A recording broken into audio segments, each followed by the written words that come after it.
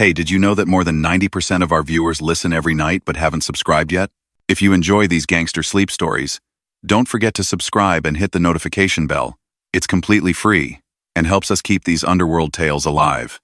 Now, get comfortable, unwind, and drift into tonight's story. The night settles over the silent empires, where danger doesn't always roar, sometimes it waits, patient and watchful.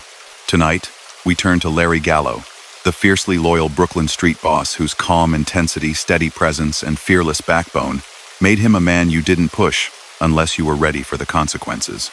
His life was shaped by close calls, unbreakable bonds, and a strength that spoke louder in silence than most men ever did with threats.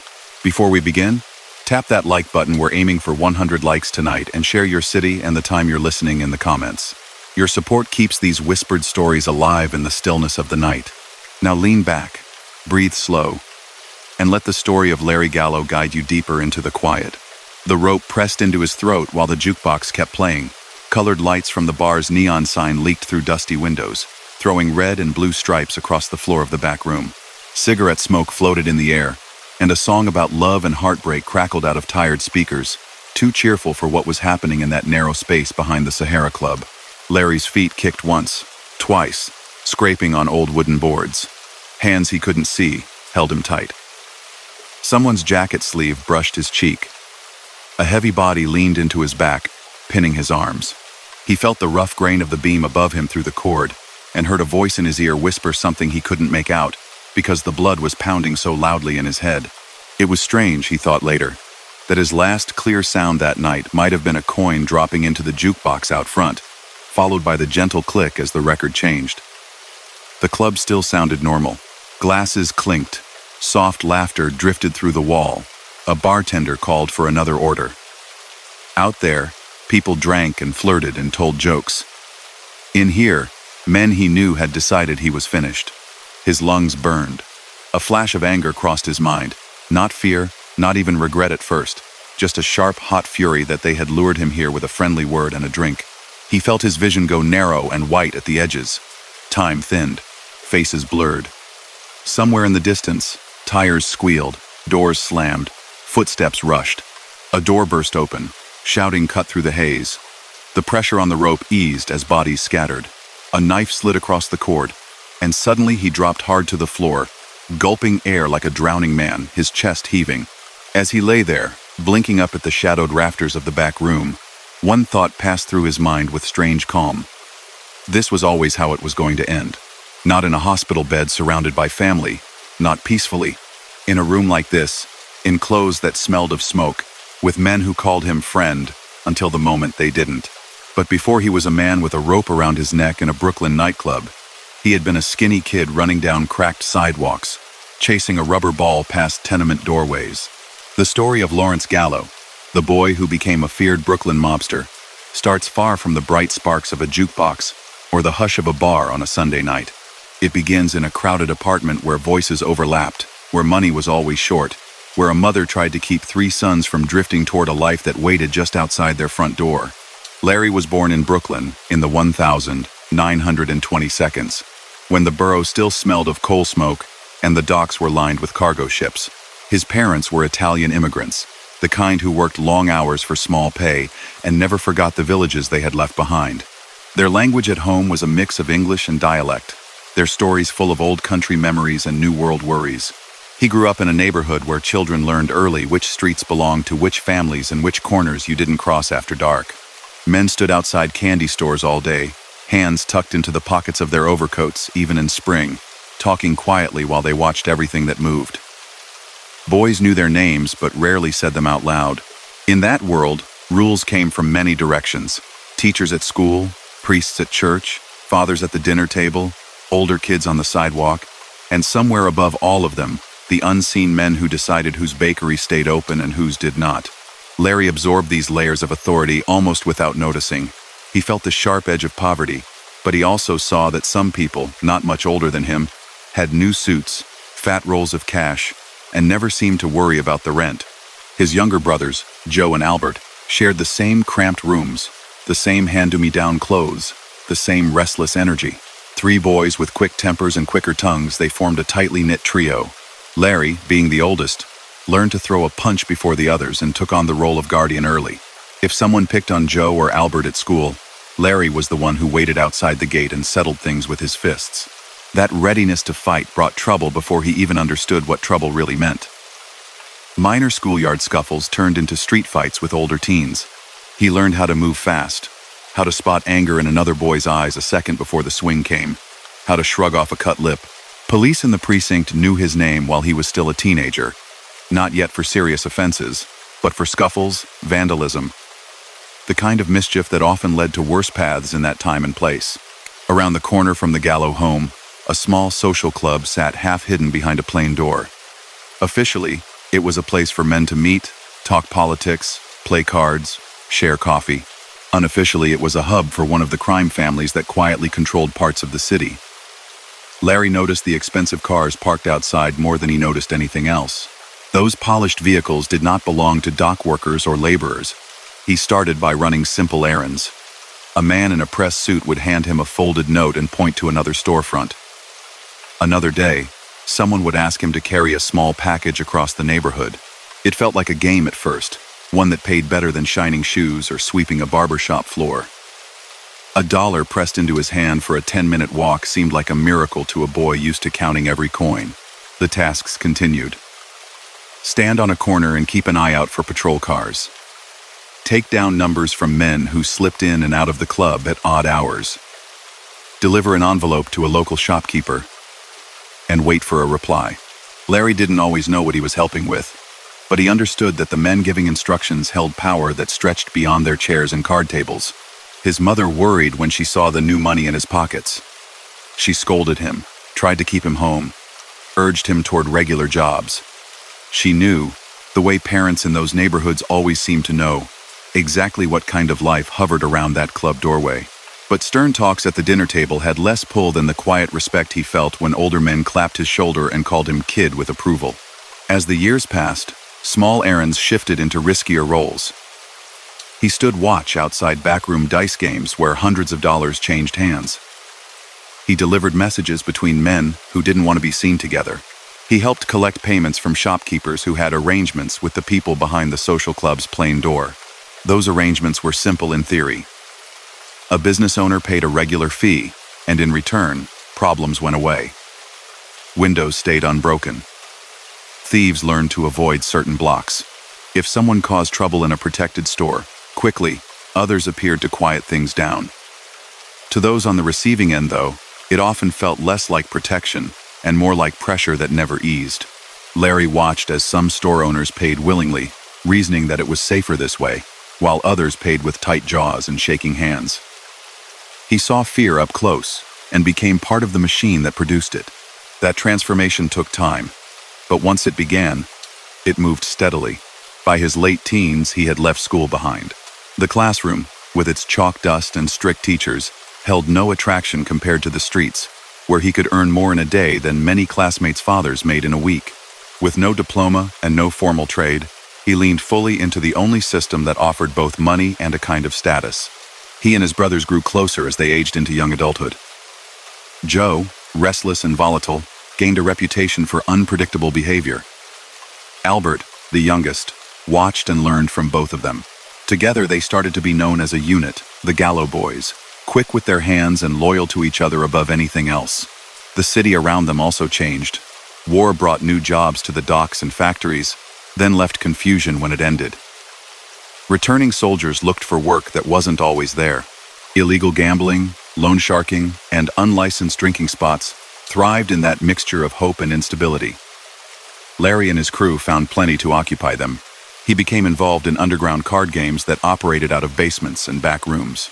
These games brought in working men eager to double their paychecks and small-time hustlers who thought they could outsmart the house. Larry's role at first was simply to stand near the door, arms crossed, making sure no one caused problems. Over time, he learned how the money flowed, how the organizers skimmed their share from every pot, how side deals happened in whispers. He also saw what happened when players fell into deep debt. Some tried to walk away. Others begged for more time. The organization behind the games rarely accepted excuses. That was where men like Larry came in. He was sent to remind debtors of their obligations. These reminders could be visits late at night, tense conversations on street corners, or silent appearances in doorways that said more than any shouted threat. Such visits sometimes escalated into violence. Fists and blunt instruments settled disagreements when words failed. Larry took part in beatings meant to send messages. He learned to keep his expression flat while delivering pain, a skill that brought him respect in his circle but cost him something softer inside that he barely remembered losing. Alongside gambling operations, another line of work opened. High-interest lending. People who couldn't get bank loans came to men from the social club when they needed quick cash for rent, medical bills, or business troubles. The terms were harsh. Payments fell behind easily. Once someone owed too much, escape became nearly impossible. Larry helped oversee collections there too, watching as desperation grew in the eyes of those who had fallen into the trap. These activities, illegal gambling, extortion under the guise of protection, and brutal debt collection, were criminal acts that damaged lives and communities.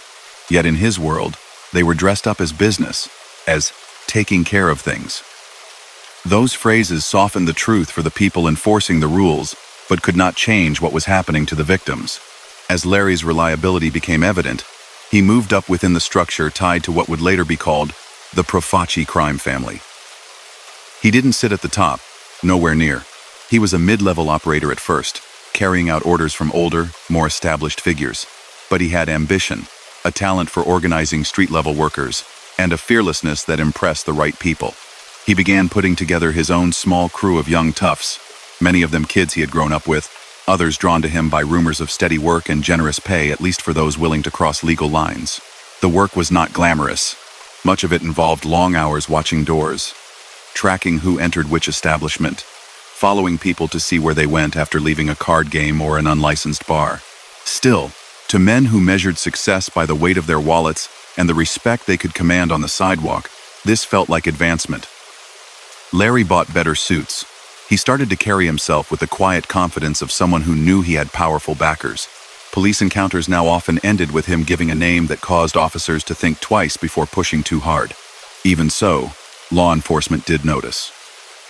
His record filled with charges tied to assault, illegal betting operations, and suspected involvement in organized rackets. Some cases fell apart due to frightened witnesses who changed stories or failed to appear in court. Other charges stuck, resulting in short stints behind bars. Each time he came out, a little harder, a little more certain that the only way forward for him lay deeper in the life he had chosen. Family dinners grew tenser as his mother watched this progression with helpless worry. She lit candles in church, prayed for her sons, and hoped they would one day step away from the path they were walking. But by then, crime was no longer just something Larry did. It was who he was in the eyes of his peers. As the 1,950 seconds unfolded, he and his brothers became a known force under the larger umbrella of their crime family. They controlled certain streets, supervised betting operations, and took part in schemes that reached into the docks and trucking companies. Legitimate businesses often served as fronts or meeting points. Behind storefront windows displaying harmless goods, cash from illegal enterprises moved through hidden ledgers. At times, disputes arose between rival crews over territory and income. These arguments rarely ended with raised voices alone. There were brawls in alleys, attacks outside nightclubs, sudden ambushes on quiet blocks. Violence remained a constant undertone, a language everyone in that world understood. Larry stood on one side of many such confrontations, backing his brothers and his crew. He cultivated relationships not only with other criminals, but also with local politicians, minor officials, and even certain police officers who turned a blind eye in exchange for favors. This web of influence helped shield his activities, at least for a while, from full exposure. But it also deepened the reach of his actions into the larger community, spreading corruption far beyond the immediate circle of gangsters.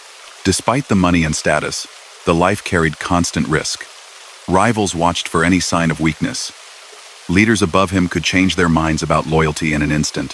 One wrong move, one careless word, could have fatal consequences. Larry knew this. Every man in that environment knew it.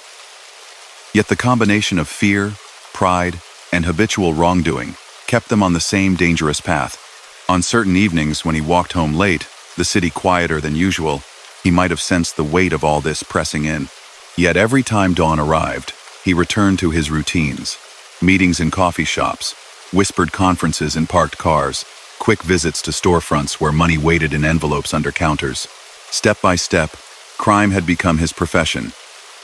Illegal gambling, coercive protection, harsh debt collection, assaults on those who resisted these acts, shaped his daily schedule and defined his reputation. For some in his neighborhood, especially those who benefited from his protection or employment, he appeared as a figure of strength. For others, particularly the small business owners who paid him out of fear, he was a constant source of anxiety.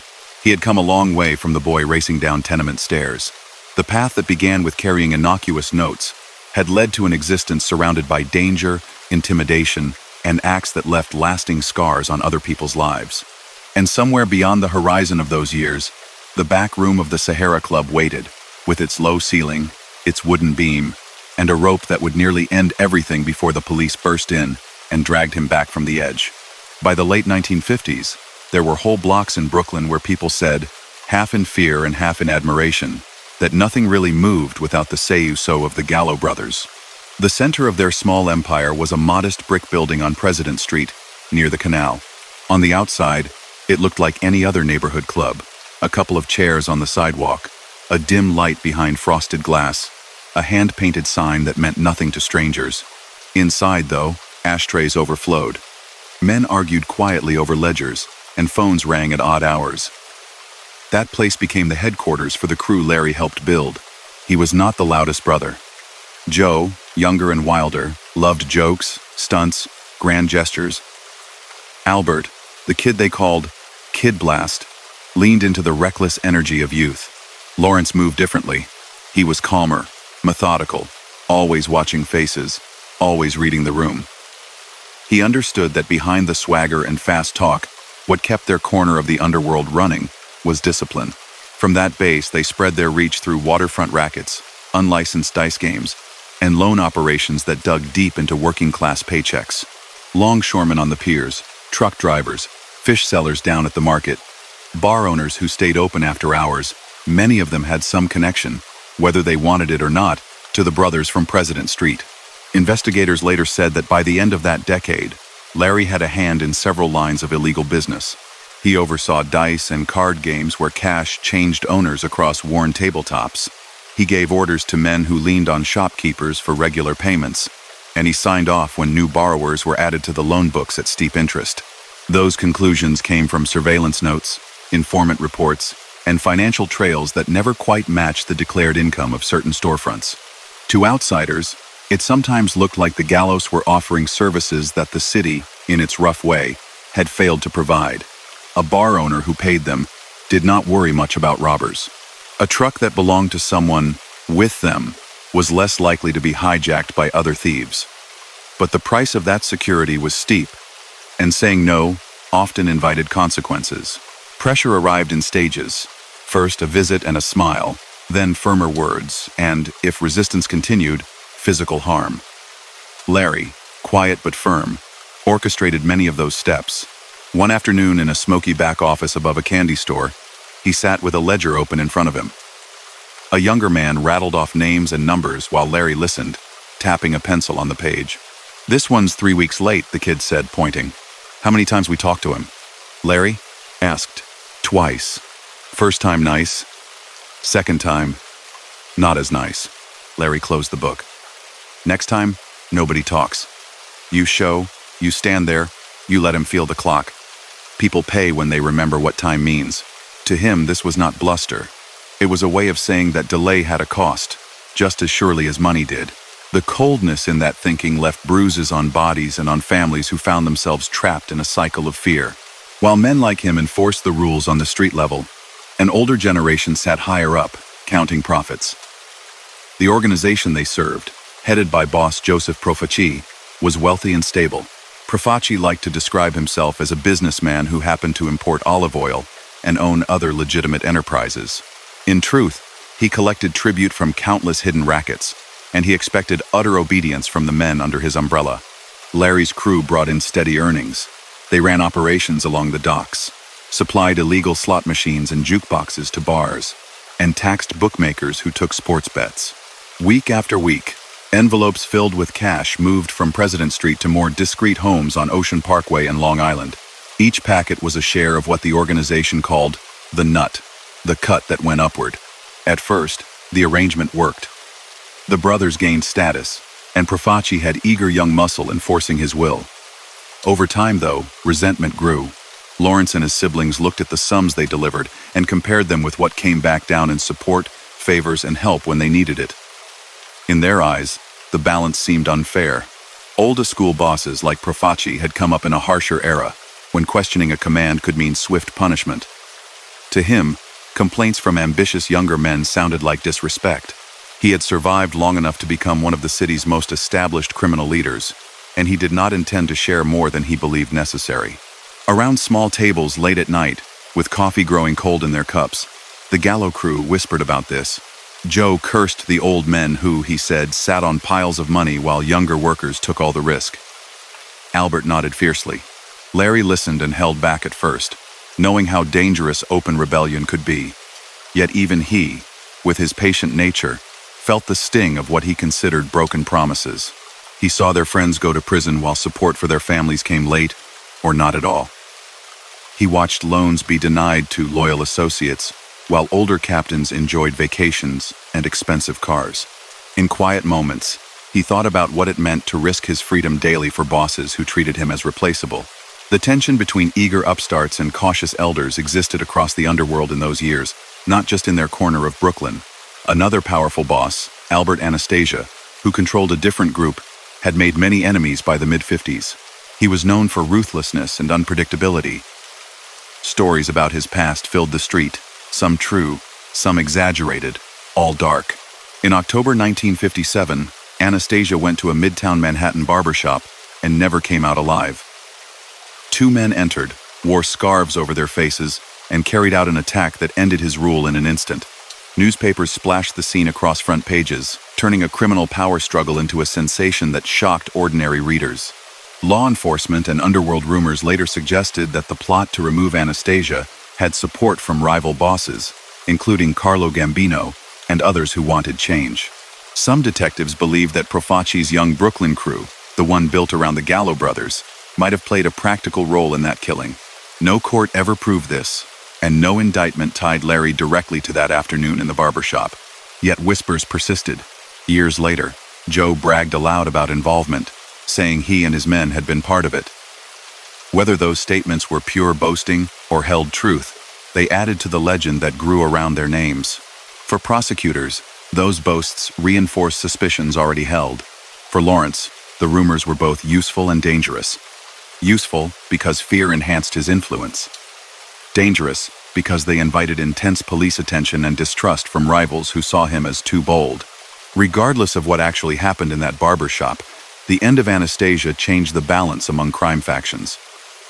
Younger gangsters noticed that even long-standing bosses could be toppled.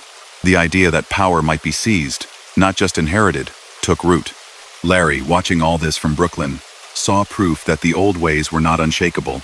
As the 50s blurred into the early 60s, federal authorities increased their efforts against organized crime. High-profile meetings, like the famous gathering in Appalachian, New York, in 1957, where dozens of crime figures were caught, when state troopers surrounded a rural estate revealed to the public just how vast these networks were. The secrecy that had long shielded men like Profaci and his captains began to crack. The Appalachian raid did not catch Larry himself, but some of his superiors were among those questioned. When he read about it in the paper, he saw grainy photos of men he knew in handcuffs, their faces turned away from cameras. The message was clear. Government agencies now considered people in his world a top priority. With that pressure from above, and mounting anger from below, the Profaci organization entered a period of strain. On one side stood older leaders, protective of traditions and income flows. On the other stood younger street captains and crews, including the Gallos, who wanted a greater share of profits and more freedom from what they viewed as stingy control. Larry navigated this environment with a combination of caution and daring. In public, he maintained the appearance of a loyal subordinate. He attended meetings when summoned, passed along payments, and said the right respectful phrases. In private, He encouraged his brother's talk about demanding better treatment, though he framed it as a question of fairness and survival rather than rebellion for its own sake. The crew's activities continued unabated. They were linked by investigators to hijackings of delivery trucks that carried liquor, cigarettes, and other valuable goods. Drivers were sometimes forced at gunpoint to abandon their vehicles on quiet streets, only to find them later emptied. Stolen loads entered underground distribution channels, sold through friendly bar owners and small shopkeepers who looked the other way. They also expanded into numbers betting, the illegal daily lottery that thrived in crowded districts long before any legal state games existed. Women in aprons and men in work clothes slipped coins and scribbled slips of paper to runners who carried them to the central bankers. When outsiders tried to start competing operations on blocks the Gallos considered theirs, warnings went out. If those warnings were ignored, retaliation followed. At the same time, the brothers worked to influence labor unions, particularly among dock workers. Waterfront jobs were tough and often dangerous, and pay disputes were common. Having men like Larry involved in union leadership or in the shadows behind it meant that strikes, protests, or contract votes sometimes reflected underworld priorities as much as workers' needs. Prosecutors later argued that these arrangements allowed him and his circle to siphon off money from union benefit funds and control who got the best jobs. The more his name appeared in confidential police reports, the more often he found himself tailed by unmarked cars. Detectives lingered outside his haunts, taking down license plate numbers, jotting notes about who entered and left.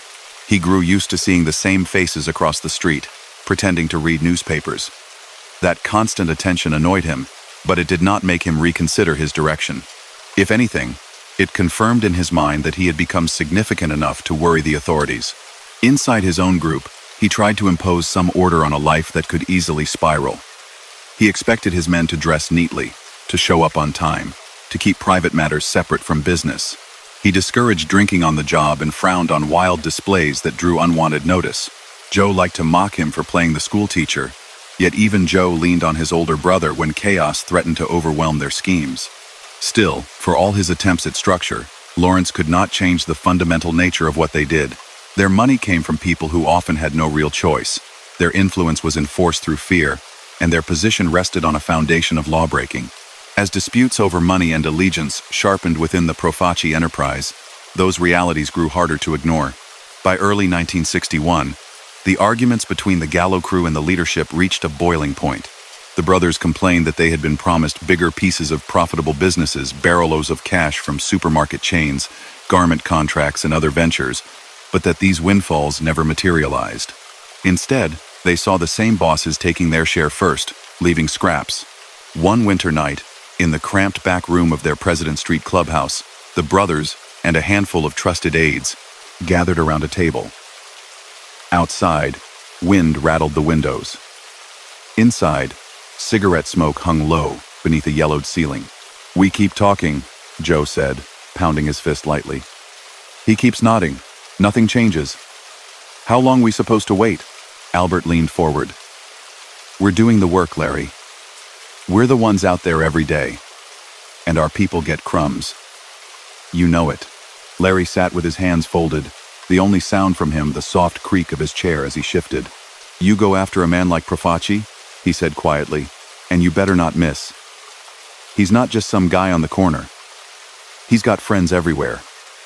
Church, business, even in City Hall. You pull his coat, the whole city feels the breeze." "So we just take it?" Joe asked. He looked from one brother to the other, then down at the worn tabletop, its scratched surface marked by years of card games and heated debates. At last he spoke again, voice low. "We stop begging," he said. "We make him come to us." The plan that took shape over the following weeks would stun their world and set off a war that brought the rope to Larry's throat in that dark room at the Sahara Club. They started by making a list, not on paper that could fall into the wrong hands, but in their heads. Names recited over coffee, in parked cars, in the narrow kitchen of the President Street Club, when the place had emptied out for the night. Underboss, cousins, old friends of the boss who sat close to him at weddings and baptisms, men who carried his messages, shared his meals, handled his business when he wasn't there. If you couldn't touch the top man right away without bringing the whole world down on your head, you reached for the people he trusted most. That was the idea that slowly hardened into a plan. Grab the key lieutenants of Joseph Prophecy and use them as bargaining chips. For Larry, this wasn't some reckless stunt. He understood how risky it was to lay hands on high-ranking figures in their own family. There was no going back from a move like that. Once started, it meant open break. No more pretending everything was just a misunderstanding over money. In private conversations, he pushed his brothers to think about the end game. He asked what they wanted. More money from existing rackets? Control over new ventures? Protection for their people if law enforcement closed in? The answer, every time, came back to one thing. They wanted to stop being treated like disposable hired hands. So they set out to force recognition. The kidnappings began in early 1961. Different sources disagree on some details, but the broad outline is clear. A small group loyal to the Gallos approached several of Profaci's most trusted men one by one, under pretexts that seemed harmless business meetings, social visits, friendly invitations to talk things over. In one case, a car pulled up alongside a familiar figure walking toward his own club. Inside were faces he recognized from family gatherings. The window rolled down. A voice called his name, offered him a ride. He got in, expecting nothing worse than an awkward conversation. In another instance, a senior man arrived at a quiet house where he believed a private sit-down would take place. He passed through the doorway without suspecting that men with hidden pistols waited just out of sight. When the time came, the tone changed quickly. Weapons appeared. Nobody fired. There was no need. Not with the element of surprise and numbers on the Gallo side. The targets were disarmed, warned not to resist, and taken to safe apartments across Brooklyn where sympathizers were ready to guard them. Among those seized was underboss Joseph Magliocco, one of the most powerful figures under Profaci. Others close to the boss were also taken. They were held in decent but confined conditions, watched around the clock. They were not harmed at that stage. Their value lay in remaining alive and able to negotiate.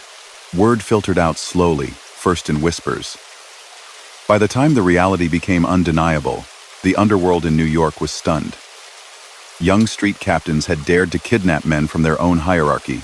It broke unwritten rules that had kept the inner world of that life relatively stable for years. At President Street, phones rang without pause. Some calls carried threats. Others came from neutral figures offering to mediate, urging calm. Larry kept his voice measured when he answered, though he knew well that they were all now in a place from which there was no easy retreat. Demands were sent up the chain. The Gallo side wanted a reworking of the financial arrangements, smaller tribute on their earnings, more access to profitable businesses that, in their view, should already have been partly theirs, better support for imprisoned members and their families. In simple terms, they were trying to use hostages to renegotiate the power structure. Profaci himself went into seclusion for a time, surrounded by loyal guards. Messages moved between his circle and the Gallos through intermediaries. Some envoys came from other families, worried that the chaos would spill across traditional lines. The National Commission that loosely oversaw organized crime matters didn't like the idea of younger men toppling long-entrenched bosses. It threatened everyone's sense of stability. Negotiations dragged on for weeks. During that period, Larry walked a narrow line, trying to maintain discipline among his own crew, while sending a signal of determined resolve to those above. He instructed his guards not to mistreat the hostages. Whatever else could be said about his choice, he knew that brutalizing them would ruin any chance of a deal and bring immediate, united retaliation from every important figure in their world. Eventually, an agreement seemed to come into view. Through back-channel talks, Profaci indicated he was willing to compromise. The tribute rate would be cut, he supposedly said. Certain rackets would be adjusted so that the Gallos got a larger piece. There were hints that long-standing grievances would finally be addressed. Faced with assurances backed by respected intermediaries, and under pressure from men who feared the longer they held the captives, the greater the danger, Larry and his brothers made a fateful choice. They ordered the hostages released. One by one, those senior men were returned. They came back shaken but alive, their dignity bruised, their tempers hot. On the street, people watched the returns with mixed feelings. Some quietly admired the boldness of the kidnappers. Others shook their heads at what they saw as suicidal arrogance. For a brief moment, It looked as though an uneasy peace might hold. But Joseph Profaci had not survived decades in that life by forgiving anything that resembled rebellion. Once his lieutenants were safe, he moved slowly but firmly to reassert control. The promised changes in tribute and territory never arrived. Instead, he began plotting revenge. Contracts were given. Trusted enforcers received quiet orders. Among those tasked with responding was a young, but already feared figure in the Profaci ranks. Carmine Persico. Years later, investigators and informants would point to him as a leading planner in what came next, though he denied some of the accusations in various statements. In the months that followed, men close to the Gallo crew began to fall. Some were found shot in quiet side streets. Others were ambushed near their homes or corner bars. Again, there was no need for sensational cruelty. A handful of targeted killings, aimed at the right people, could send a clear signal. The boss had not forgotten, and defiance came with a price. The Gallos responded where they could. Certain loyalists of Profaci became targets in turn. Friends who had once shared tables now crossed the street to avoid each other. Clubs that had been safe gathering spots turned into potential traps. The air in their part of Brooklyn felt charged, as if a storm floated always above the rooftops. All the while, law enforcement watched with growing interest. Detectives tracked sudden bursts of violence and tried to match them to names they had been jotting in notebooks for years. Newspaper crime reporters hinted at a quiet internal conflict gripping the Profaci organization, even if they did not yet see the full map. In the middle of that tension stood Larry, trying to keep his crew intact, while also staying alive himself. On a late summer night in 1961, he got a call about a meeting. According to later testimony and accounts, Persico and another man arranged through intermediaries to talk with him about settling differences. The location was the Sahara Club on Atlantic Avenue, a neighborhood spot with a bar up front and a small room in back. For a man in his situation, every invitation carried a question. Was it a genuine attempt to talk or a setup? Declining too many meetings looked like weakness. Accepting the wrong one could be fatal.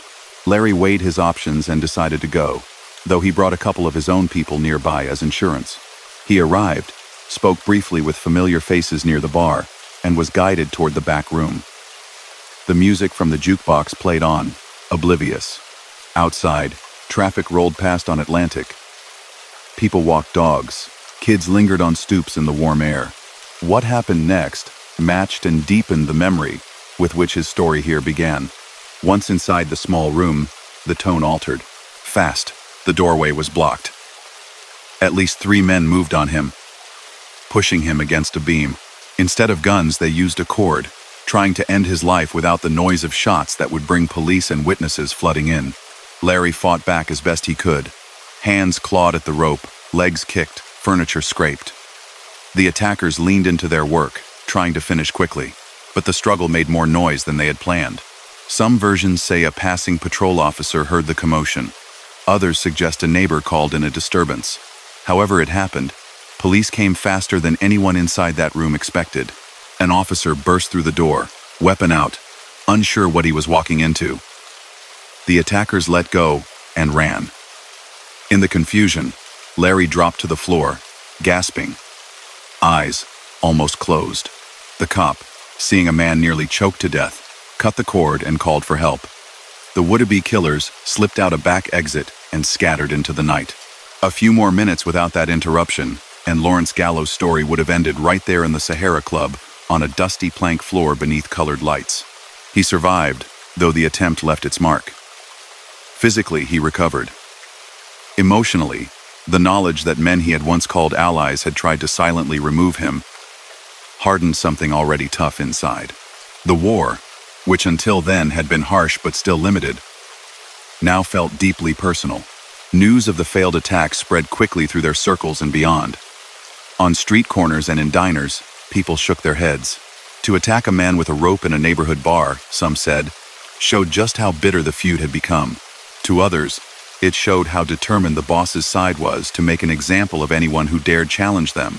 Law enforcement took notice as well. The officer who cut the rope became a minor figure in police lore. Internal reports named possible suspects, including Persico and other known associates of Profaci. Witnesses were scarce, and those who might have seen anything had little interest in cooperating. Cases built around such incidents often collapsed before they reached a jury, and this one was no exception. No one served a long sentence strictly for that night at the Sahara Club. For Larry, survival did not mean safety. From then on, he moved more cautiously.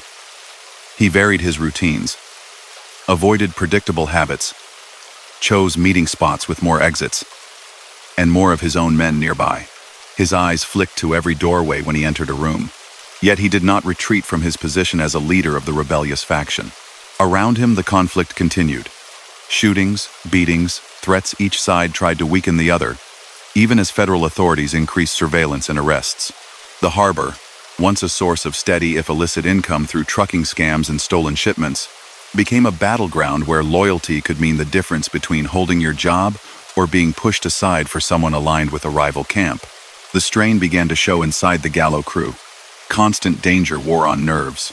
Some younger members, facing the possibility of long prison spells if caught in the ongoing violence, drifted away or tried to make separate deals with other bosses. Trust, always a fragile thing in their world, became even harder to maintain. Then came another blow. Joe, the most famous of the brothers, was taken off the street by the justice system. In 1961 and 1962, prosecutions that had been slowly built over years finally landed. Joe Gallo faced charges tied to extortion schemes, including threats against a Brooklyn bar owner and a cafe operator who said they had been pressured into paying for protection. Witnesses, bolstered by law enforcement's new determination to go after organized figures, held firm enough this time. Juries listened. Judges handed down real time. Joe was convicted and sent to state prison for a lengthy term. His absence changed the balance inside their circle immediately. Some said he had been the fiery heart of their rebellion, reckless, charismatic, impossible to ignore. Lawrence, steadier and more controlled, now had to steer the group largely on his own.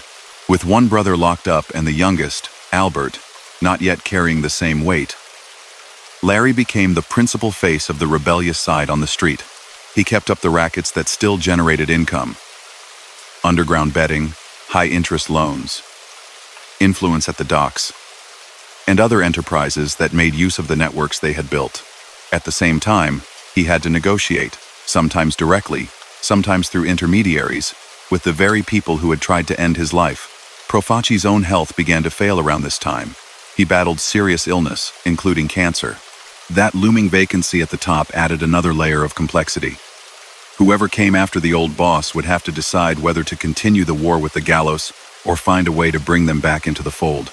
In 1962, Joseph Profaci died of natural causes, not by gunfire or knife, but in a hospital bed. For the outside world, it was a reminder that even men who lived by violence were still subject to ordinary human frailty. For Larry and his crew, it opened a question: what now?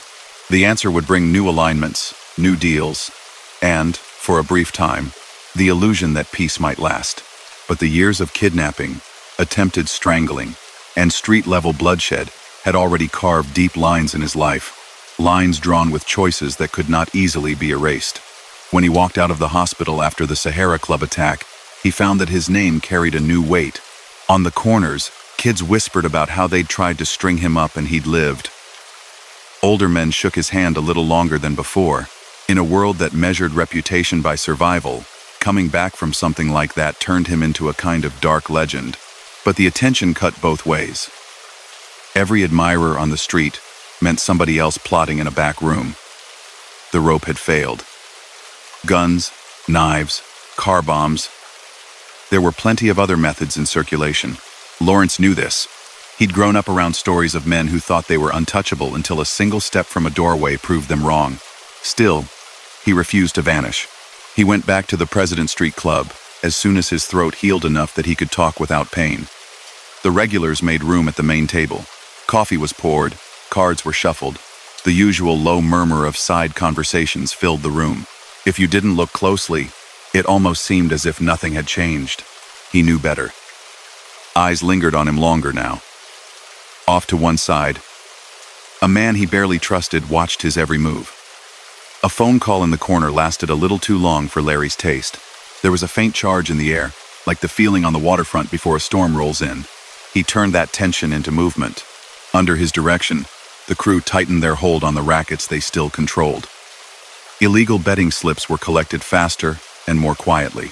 The men who handled numbers took new routes, avoided the same corner twice in a week.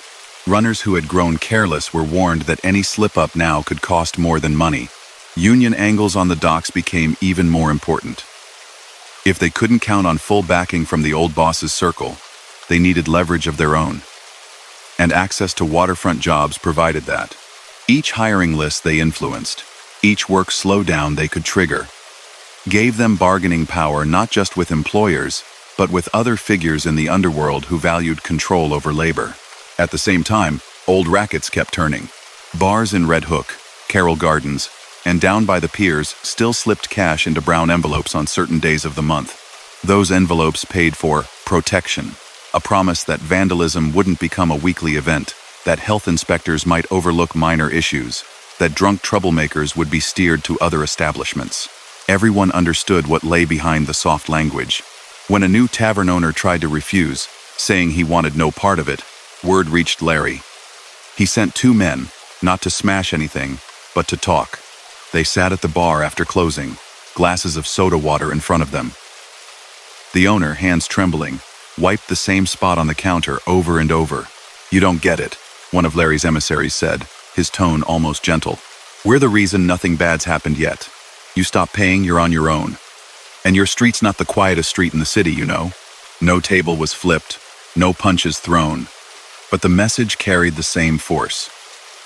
By the end of the week, the envelopes began to appear like clockwork. These episodes, repeated in different forms across various blocks, were how the crew maintained its income.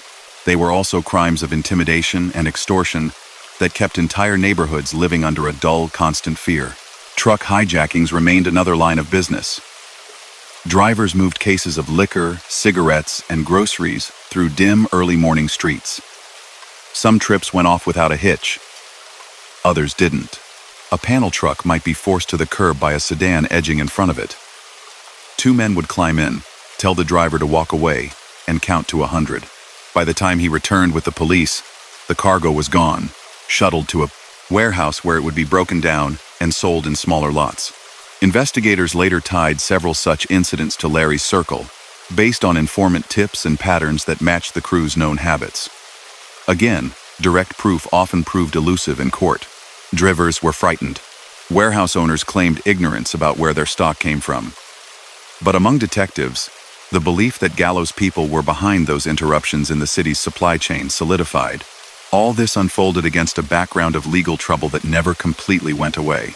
He'd been arrested on various charges over the years: suspicion of running gambling operations, accusations of shaking down business owners, illegal possession of weapons. Some cases fizzled when witnesses withdrew or juries deadlocked. Others brought fines or short stints behind bars. Each time, he walked out a little more convinced that he could handle the system, just as he handled street disputes. Police harassment became part of daily life. Patrol cars crawled past the President Street Club at odd hours. Detectives stopped him for routine questioning, searching his car, asking the same tired questions about where he'd been and who he'd met.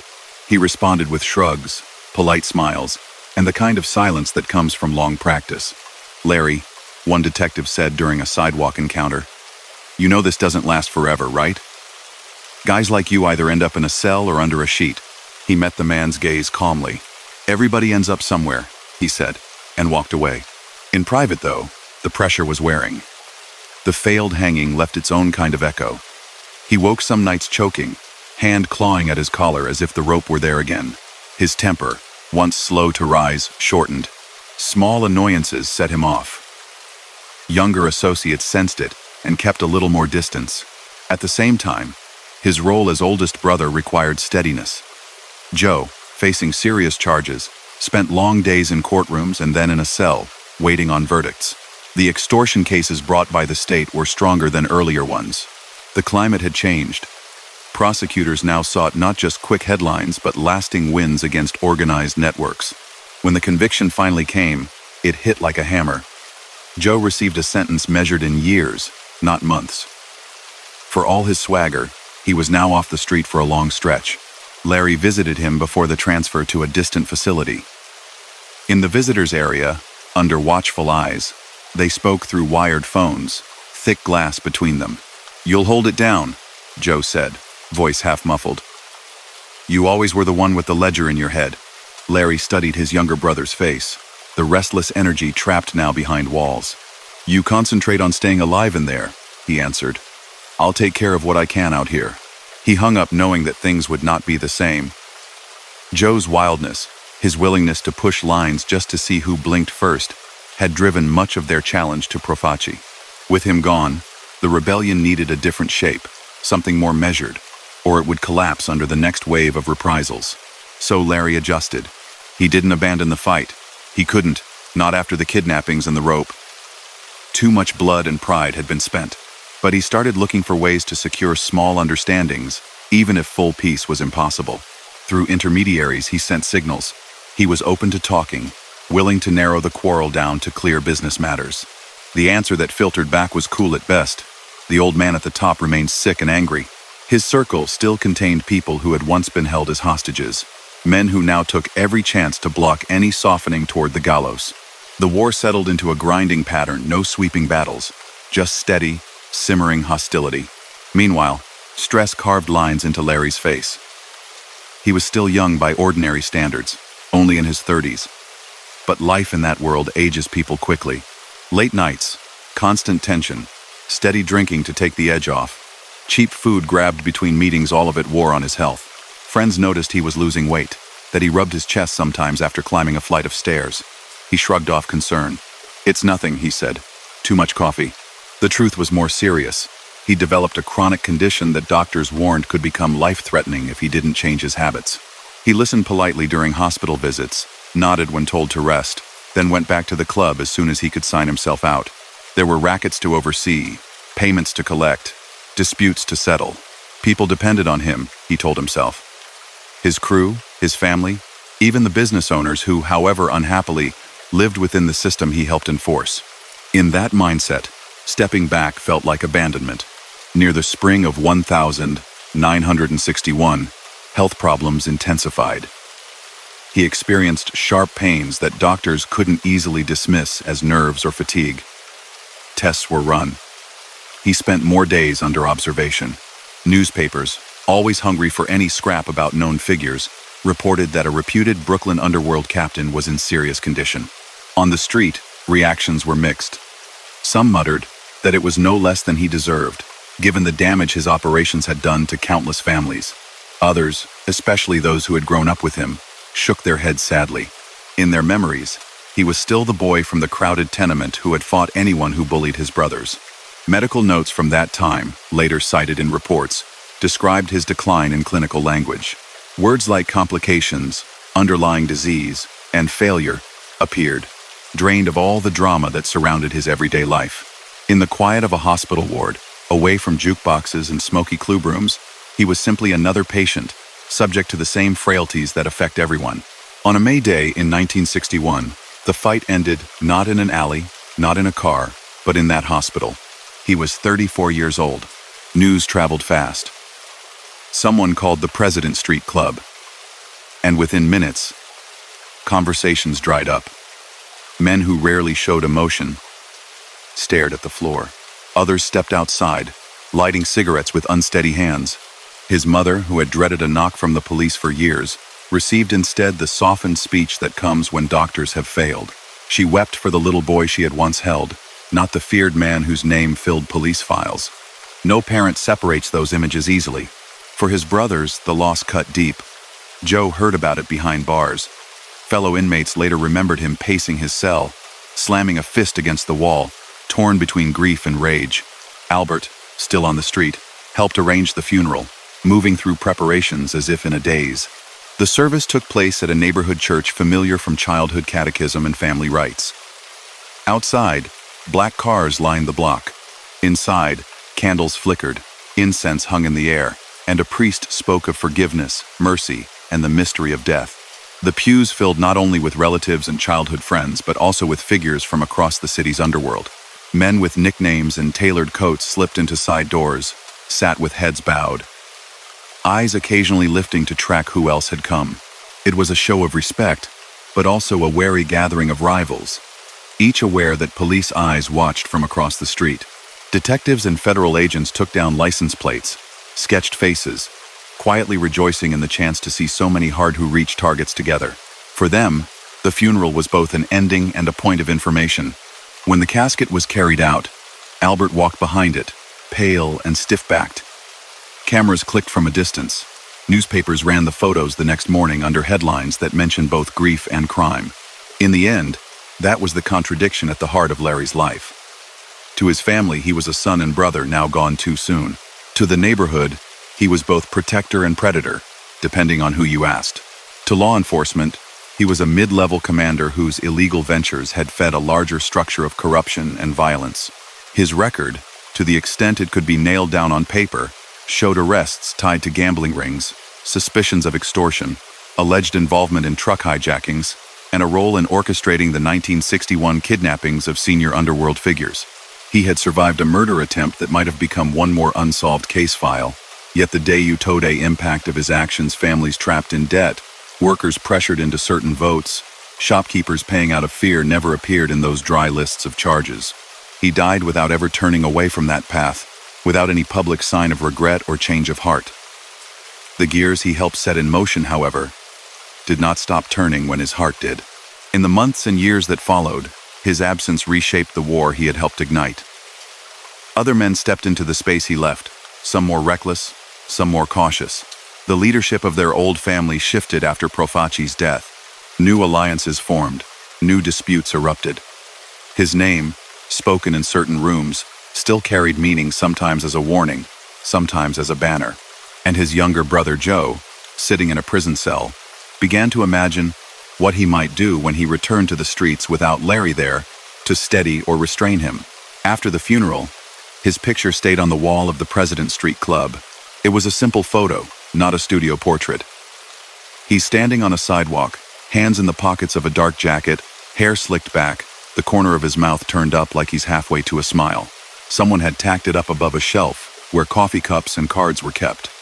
Cigarette smoke stained the edges over time. Men would glance at it when they came in, sometimes with a nod, sometimes with a quick sign of the cross. For a while, the conversations always circled back to him. If Larry was still around, someone would start, and then trail off. His absence threw everything off balance. The rebellion he'd helped drive against Joseph Profaci had lost its most levelly-headed voice. The crew he'd organized still existed, but without him at the center, its shape changed quickly. Out on the street, the police didn't close their notebooks just because he had died. If anything, his passing created an opening. Detectives from Brooklyn and federal agents in Manhattan pulled old files, spread reports across desks, and tried to draw a clear picture of what he'd actually done over the previous decade. They had arrest sheets listing gambling charges, notes on suspected extortion of tavern owners, memoranda about his presence at waterfront union meetings. They had surveillance logs, naming him as a regular at specific coffee shops known as gathering points for members of the Profaci organization. But much of what they believed he'd been involved in had never made it into open court. So investigators went back to informants, the quiet men who, for money or out of fear, whispered details about happenings in the shadows. From those sources, a more complete outline emerged. They heard again about the illegal betting operations he'd overseen, not just the quick dice games in back rooms, but steady, organized wagering on cards, sports events, and the daily number. Bettors from working-class neighborhoods would pass a few dollars at a time to runners who carried a notebook and a pencil tucked behind one ear. Those small sums pooled together into large profits, some of which made their way into Larry's pockets and then up the chain. They heard about the insurance schemes that sounded helpful but weren't. One grocer, speaking on background years later, described how it started with a friendly visit and a suggestion: pay a weekly fee, and if anything ever went wrong, a broken window, a harassing drunk someone from President Street would help. Refuse, and help might not be so easy to find if a brick flew through the glass at midnight. Those payments, multiplied across dozens of shops and bars, were extortion dressed as security. No contract spelled it out, no receipts changed hands. But the pattern was too consistent to ignore. Agents also reviewed accounts of hijacked delivery trucks. In one report, a driver claimed that two men with Brooklyn accents and calm demeanors had stepped into his cab at a traffic light, told him to take a short walk, and left him standing on a corner while his cargo disappeared. Later, when asked if he'd seen Larry among them, the driver shook his head. He couldn't swear to faces. It had been too fast, too shocking. Still, confidential informants said the stolen goods traveled through warehouses under Gallo influence. On the waterfront, union investigators detailed how job lists and grievance procedures were bent to match the wishes of Larry's circle. Men who cooperated with the President Street crew found themselves called more often for work, extra shifts on the pier, better assignments. Those who resisted, or who questioned certain decisions, saw their names quietly slip down the list. A union is supposed to protect its members. In those pierside halls, allegiance to underworld figures sometimes determined who got protection and who didn't. None of these practices were unique to him. Other crews in other boroughs ran similar operations. But in Brooklyn, during those years, Lawrence Gallo's name came up again and again when investigators asked who was actually directing the collection of bets, payments, and favors. Then there was the 1,961 kidnapping scheme. By the time he died, everyone in their world knew he had led the move to seize the underboss and other key Profaci men. The hostages themselves, once freed, spoke privately among their peers about the experience. They described being taken at gunpoint, transported to safe apartments, and watched constantly while the Gallos pushed for new terms. When federal prosecutors in later years described that episode in indictments and hearings, they listed it plainly as an abduction plan executed by a breakaway faction in the Profaci family. Larry's name sat prominently among those accused of orchestrating it, even if some of the specific charges never reached a jury before his death. The attempt on his own life at the Sahara Club also made it into permanent record. Internal reports noted that he had been found with a ligature mark around his neck, that several known associates of the opposing faction had been spotted nearby that night. A young officer's quick action prevented the incident from turning into a homicide file. Grand jury minutes, where they could be unsealed, showed that at least one suspect refused to answer questions, invoking his right not to testify against himself. In the cluttered archive rooms of police headquarters, each of these incidents sat in a folder with his name scribbled on the tab. Days, months, years after he was buried, clerks and analysts still touch those pages, drawing lines from his activities to broader patterns in the city's criminal underworld. Yet paper records tell only part of his story. The rest lived in the memories and choices of people who had walked beside him. Among his own crew, older associates quietly admitted that without him, certain jobs would never have been as organized. He had insisted on reliable collection schedules, insisted that gambling dens stick to agreed-upon rules so arguments didn't spiral into bloody free-for-alls that attracted police. In that sense, he'd imposed his own kind of order on inherently unlawful situations. That order, of course, kept illegal money flowing. Every carefully scheduled pickup from a backroom card spot meant someone's paycheck at home was smaller. Every loan shark meeting run according to his standards meant some borrower fell deeper into debt, their sense of hopelessness sharpening. He rarely met the most desperate borrowers himself. Those were usually handled by lower-level collectors, but his policies shaped what happened to them. If a man missed 2 payments, a warning visit. If he missed more, a rougher kind of persuasion. He didn't always know their names, they certainly knew his. In neighborhood conversations long after he died, older residents recalled a complicated figure. Some remembered him passing out small bills at Christmas to kids from poor families, or making sure a widow got a few free bags of coal in winter. These gestures weren't invented. They were part of how men in his position kept a grip on the community. A little generosity softened resentment, made people hesitate before speaking ill of him to police. Others, though, told quieter stories about the fear that came whenever someone fell behind on payments. One man, years later, described in a memoir how his father would tense up whenever footsteps sounded outside near rent day. They never knew whether it was the landlord or someone sent from President Street to talk about another overdue note. Those contradictions sat at the core of Larry's life. Rough kindness and calculated intimidation, local pride and cold exploitation, all existing side by side. As time passed and new wars flared, his role in the larger history of organized crime in New York started to be written down in books and articles. Journalists who had followed the Gallo-Profaci conflict revisited the early days, when the oldest Gallo brother had seemed like a bridge between the old guard and the rising generation.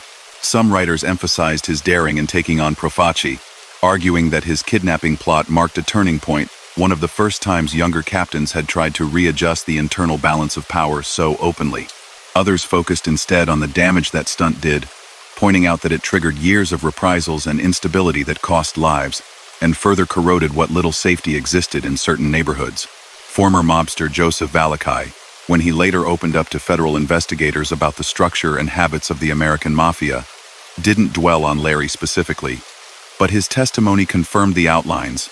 A Brooklyn group under Profaci, involved in rackets on the waterfront and in small businesses, with younger men challenging the strict tribute system. Historians reading those transcripts saw where Larry's story fit into the bigger picture. Inside prison walls, his name took on a different kind of echo.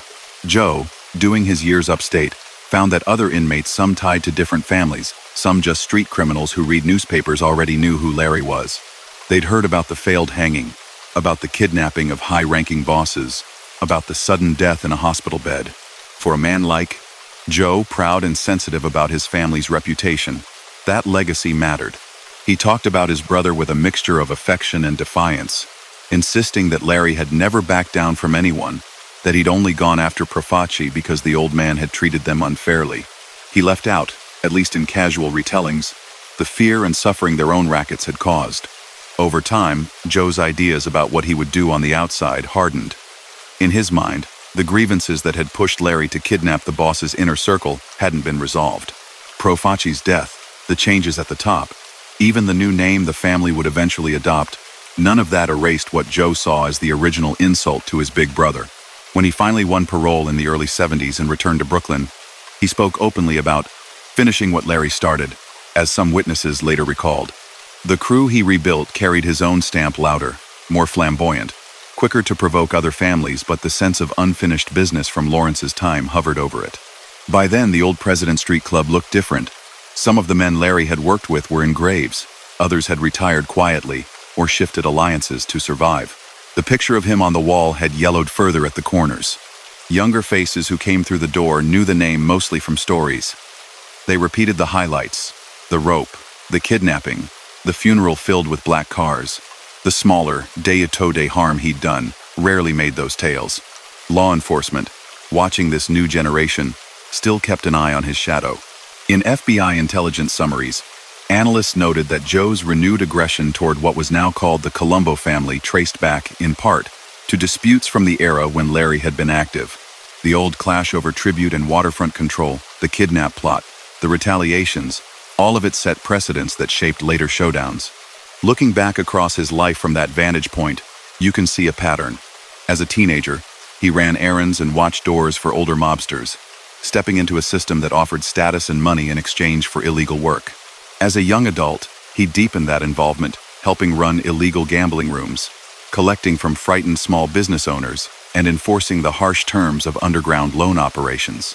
As he matured, he moved further up, gaining influence over dockside jobs, organizing truck theft rings, and acting as a local commander who could mobilize violence when debts went unpaid or turf was challenged.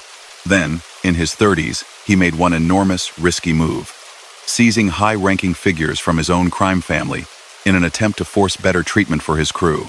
That act of defiance triggered a wave of internal conflict, including the attempt to kill him at the Sahara Club. Finally, he died suddenly of illness, before an assassin's bullet or a long prison term could claim him.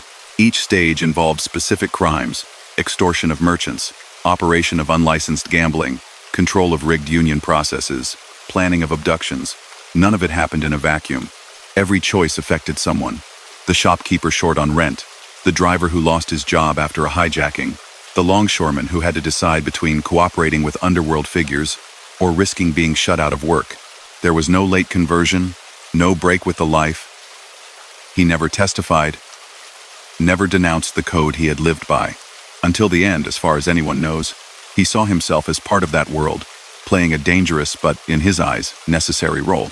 When people today speak about him, if they speak at all, it's usually as a footnote in bigger stories: the rise of his brother Joe, the transformation of the Profaci family into the Colombo family, the long, messy history of mob influence in New York. His name isn't as famous as some of the bosses or as colorful as his younger siblings, but without him, the shape of that era's conflicts would look different. On the streets where he once walked, much has changed. The docks are quieter, some of the old bars are gone, and the storefront that held the President Street Club now serves a different kind of crowd. Kids growing up there may not know who Lawrence Gallo was. The fear that once followed his footsteps has faded. But in court records, in thick folders stamped organized crime, and in the memories of those who lived through those years, his record remains. A lifetime inside illegal enterprises, a key role in one of the first internal rebellions against an established boss, and a catalog of wrongs that touched hundreds of ordinary lives, even if most of those people never knew his full name. For a long time afterward, people in Brooklyn told the story of Larry like this. They tried to hang him in the Sahara Club. He barely made it to the hospital, and everyone thought he was finished.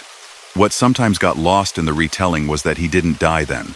The rope left a deep mark, and the doctor's warnings were serious, but he walked out again. The funeral, the black cars, the candles, those didn't come until years later. Between the night in the club and the day he finally did collapse for good, he spent most of a decade back on the streets, doing the only work he had ever really known. After the failed strangling and the first health scare, he rested for a while under pressure from family and doctors. The restlessness built up fast. The city didn't pause just because he lay in a hospital bed. Bets still had to be taken, loans still had to be enforced, union meetings still went on without him at the back of the hall. Within weeks he was back at President Street, the turtleneck shirts he favored now hiding a faint scar around his neck. By then, the war inside the Profaci family had entered a grinding phase. The kidnappings he had ordered had humiliated the old boss. The retaliations, ambushes in side streets, beatings handed out in dim stairwells had taken lives on both sides. Everyone knew that if the fighting kept going, outsiders might move in, using the chaos as an excuse to grab territory or to invite more arrests. Then, in 1962, an unexpected change came from a hospital ward, far from any social club. Joseph Profaci, the old world don who had built his fortune on olive oil imports and quiet street taxes, died of cancer. There was no shootout, no dramatic raid. He simply wore out. On paper, his underboss, Joseph Magliocco, moved up and took over. In practice, the transition was messy. Old loyalties shifted, and long-buried grudges surfaced. Some of Profaci's people wanted revenge on the gallows more than ever. Others, tired of the constant danger, were open to a settlement. Larry, for his part, had a problem of his own. His brother Joe went away to prison in 1960, too on the extortion convictions that had been building against him. The loudest voice of their rebellion was now behind bars. With Joe in a cell and Profaci in a grave, Lawrence suddenly found himself in a strange position. He was still the symbol of the breakaway side he had ordered the kidnappings. He had survived the rope, but he was also one of the few people both camps could talk to without everything exploding. His temperament helped. He wasn't prone to shouting matches in public. He liked to sit, listen, and slice through problems in short sentences. Quiet sit-downs followed in anonymous restaurants and anonymous living rooms. Men who had once aimed guns at each other now passed plates of food and tried to figure out how to make the street money flow again without attracting too much attention from the law. The deals that emerged from those talks weren't written down anywhere, but later testimony and FBI summaries give an outline.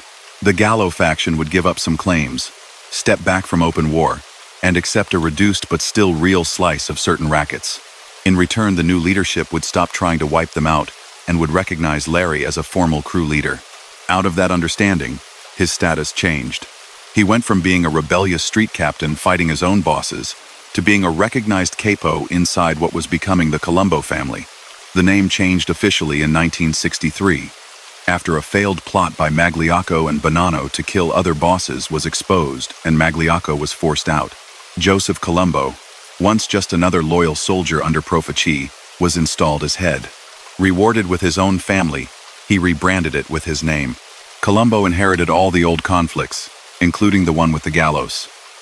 He understood that some peace with them was better than endless war, so he formally acknowledged Larry's crew in the Brooklyn structure. That didn't erase old wounds, but it put them under a thin layer of order. As capo, Lawrence commanded soldiers and associates who answered to him, and in turn he answered to higher-ups. He had a home base around President Street and neighboring blocks. From there he ran old rackets with a new badge of authority. Illegal gambling remained central. In the early and mid-60s, Brooklyn's back rooms were as busy as ever. Card games, dice games, unlicensed slots, these didn't appear in guidebooks, but they were a constant presence. Larry's outfit supplied the equipment, picked the locations, made sure the house always had an edge, and collected a percentage from anyone allowed to operate. The numbers racket, a daily pryment, underground lottery, also stayed lucrative. Housewives, laborers, delivery boys, they all played a few coins on combinations based on street numbers, birthdays, or local superstitions. Sheets of penciled bets crisscrossed the neighborhood every morning, picked up by runners who sometimes barely looked old enough to shave. Every sheet ended up on someone's table. In certain parts of Brooklyn, that table belonged to one of Larry's men. Loan sharking thrived alongside those games. People who had slipped into debt from gambling, or who couldn't get a bank loan, found themselves in front of a man from President Street. Cash came across the table quickly. So did the terms. Weekly payments calculated not with bank formulas but with a blunt rule: miss too many and you'd find someone at your door. As capo, Larry didn't need to knock on doors himself anymore. He sent others. But the system that put pressure on struggling families and small businesses carried his approval. On the waterfront, he remained a presence. Dock unions and hiring halls were never far from mob influence in those years, and his crew was no exception. Jobs on the piers could be dangerous but paid better than many alternatives. Having Larry's people on your side meant you might get steadier assignments. Crossing them could leave you waiting days for work while your family went without. Investigators from union oversight agencies and the FBI watched those patterns closely. They would sit in old cars near hiring halls, jotting down which faces got called first, which ones always ended up at the back of the line. They compared that with known associates of President Street and saw the fingerprints of control. In addition to traditional rackets, the mid-60s brought newer kinds of money. Owners of jukebox companies, cigarette vending businesses, and pinball machine routes often found that their equipment mysteriously did better when they had an understanding with certain crews. If a bar placed machines tied to President Street, troublemakers were steered away, competitors' machines mysteriously broke down, and city inspectors didn't seem as eager to write certain kinds of tickets. If a bar refused, someone else's devices might show up uninvited, backed by another crew. The fights over who controlled which machines sometimes got hot enough to spill into open confrontations. Larry's men didn't always win, but they rarely backed down without at least making a point. Though he had formal standing now, the old hostility with Colombo's loyalists never disappeared completely. In the shadows, there were still scory-settling assaults and quiet moves to undercut each other's income. A truck hijacked on a route another crew thought was theirs. A bookmaker suddenly refusing to pay tribute to one man and claiming he now answered to another. Larry navigated this world with the same controlled intensity he'd shown since his 20s. In private, he maintained detailed knowledge about who owed what and who controlled which corners. He kept mental maps of relationships, who was related to whom, which policemen liked envelopes, which politicians attended which banquets.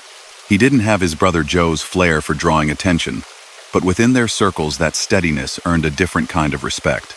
The city around him was also changing. The early 60s brought civil rights marches, new music, protests on campuses. None of that had much to do with card games in dark basements, but the broader shift affected him anyway. Politicians, under pressure to show they were tough on crime, gave more funding to organized crime squads. Federal laws were strengthened. Wiretaps, once rare, became a favored tool. Larry's phone conversations might be recorded without his knowledge. His coffee shop meetings described in memos by agents sitting in parked cars across the street. Microphones hidden in social clubs occasionally caught his voice. In transcripts later released, his speech came across as measured, almost plain, no movie-style tough guy lines. Just short, direct remarks about money, schedules, and the occasional problem that needed to be straightened out. Even when the talk stayed vague, just hearing who was in the room with him gave investigators valuable clues. Inside his crew, younger members saw a man who had come of age under one boss, fought him, and then carved out a place under another. Some admired that survival. Others, fresh from reading headlines about anti-war demonstrations and idealistic protests, quietly wondered why they were spending their youth collecting for bookmakers instead of leaving the old neighborhood behind. One or two tried. A runner would vanish for a few weeks, taking a job in another borough or another state. Sometimes they stayed gone. Other times, they reappeared when money grew tight, drifting back into the only world where they knew how to earn fast. Larry didn't chase everyone who walked away, but he watched closely for any sign that a former associate might be talking to the law. A man who left quietly to drive a truck in New Jersey was one thing. A man who left after a visit from investigators was another. Health issues that had flared after the Sahara Club incident never completely went away. The mixture of heavy smoking, constant stress, late-night meals, and family genetics took their toll. Doctors warned him about his liver and his heart. He heard them out, then lit another cigarette in the parking lot. From the outside, though, he still looked solid. Well-cut suits, controlled movements, a certain unhurried confidence when he crossed a street. People seeing him step out of a car would not have guessed how often pain woke him in the dark. His criminal record continued to accumulate, without ever landing him in a long sentence. Arrests for suspicion of running illegal gambling, hearings on alleged extortion, appearances before grand juries where he refused to answer certain questions, these events dotted his calendar. Time and again, witnesses backed away at the last minute. A shopkeeper who had given a statement about being pressured to pay protection money suddenly couldn't remember details. A driver who had described a hijacking became uncertain about faces. Fear, community loyalty, a belief that the authorities wouldn't ultimately protect them all of that played a role. Because of that, prosecutors watched with frustration as cases against him either collapsed or resulted in fines and short stays in city jails. On paper, he looked like a man in constant trouble. In practice, he walked out the front doors of courthouses, nodded to his lawyer, and slid into a waiting car. Through it all, his connection to his imprisoned brother remained strong. Prison letters went back and forth, written in guarded language that meant more to them than it would have to any guard reading them. Visits, when allowed, were intense but brief. They talked about family matters, coded business updates, and the changing shape of the family under Colombo. Joe followed news of the streets from inside, which crews were rising, which were slipping, which unions were bringing in new contracts ripe for skimming. He expected Larry to keep their name alive, to hold their slice of the world until he could come home and pick up where they had left off. Larry tried. For most of the 60s, he managed to keep the crew intact, the money flowing, and open war at bay. That didn't mean there was peace. There were still beatings tied to unpaid debts, intimidation campaigns against stubborn shopkeepers, and the occasional disappearance whispered about in back rooms. Investigators suspected his men in several such acts, but often lacked enough proof to bring charges that would stick. In 1968, though, his body finally gave out in a way bullets and ropes never had. The details recorded in hospital files are brief and clinical. He was admitted in serious condition, suffering from complications linked to long-term illness that had been building for years. Efforts were made, treatments were tried. The damage was too extensive. He died in May 1968, in a Brooklyn hospital, aged 41. This time, the funeral wasn't a false alarm or a rumor about a man clinging to life. It was final. The black cars lined up, the priest said the prayers, and the neighborhood turned out. Law enforcement watched from across the street again, jotting plates, noticing who embraced whom at the church steps. In obituaries and crime columns, he was described as a reputed mob captain, a central figure in the earlier Gallo-Profaci War, a man whose criminal career stretched from teenage errands to heading rackets, tied to gambling, extortion, loan sharking, hijackings, and dockside corruption. They mentioned the failed attempt to strangle him, now recounted as an almost unbelievable escape. They noted that he died of natural causes, not from gunfire or a bomb. For his family, it was simply the loss of a son and brother who had never left the path he chose as a boy. For the Underworld, it was the removal of a figure who had spanned two eras old-style bosses, like Profaci, and newer ones like Colombo, and had left his mark on both. On the street level, his death meant something more practical. It created a vacuum. With Larry gone and Joe still in prison, there was no longer a Gallo brother walking free to command the President Street crew. Lesser-known lieutenants tried to hold things together. They lacked his mix of caution and authority. Some drifted toward Colombo, looking for stability. Others waited for word from Joe, confident he would reclaim his corner of Brooklyn once the parole board finally opened his cell door. The rackets Larry had run didn't vanish overnight. Bets were still taken. Envelopes still changed hands. Dock jobs were still quietly steered. But the shape of the network began to warp as new hands reached for pieces of what had once been his. In the years to come, many of the conflicts that exploded around Crazy Joe's return to the streets would grow from seeds planted during Larry's time disputes over money owed, bitterness over the kidnapping of old bosses, memories of who had stood on which side when the rope tightened in that club. Those later wars would be bloodier, louder, and more public than anything Lawrence himself had seen.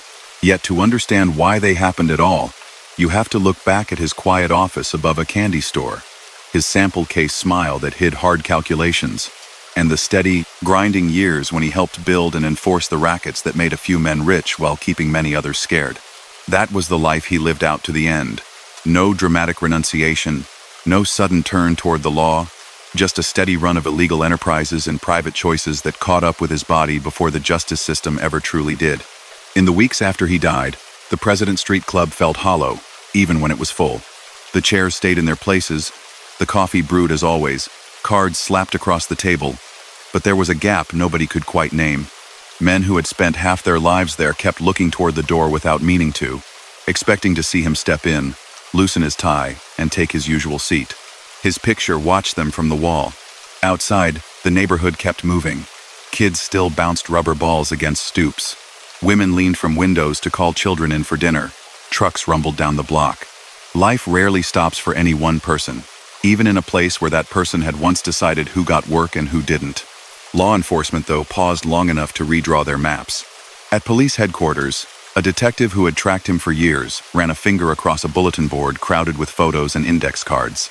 He circled Larry's face, then pulled the pin holding it up and moved him into a different row labeled deceased. The pictures surrounding his stayed up. Associates, rivals, cops, informants, with their eyes carefully shaded out in photocopies.